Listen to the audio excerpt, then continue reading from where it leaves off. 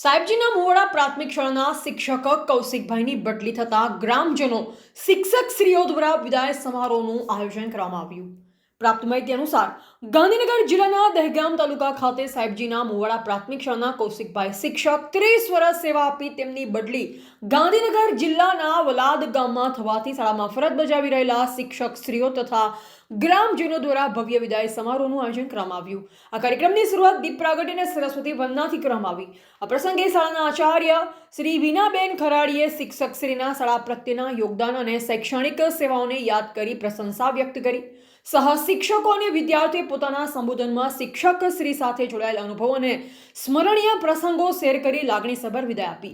શિક્ષક શ્રી કૌશિકભાઈ પણ પોતાના સંબોધનમાં શાળા પરિવાર સહકર્મીઓ અને વિદ્યાર્થીઓ પ્રત્યે આભાર વ્યક્ત કરવા નવી ફરજ સ્થળે પણ નિષ્ઠાપૂર્વક સેવા આપવાની ભાવના વ્યક્ત કરી। કાર્યક્રમ દરમિયાન વિદ્યાર્થીઓ દ્વારા સાંસ્કૃતિક કાર્યક્રમો રજૂ કરવામાં આવ્યા।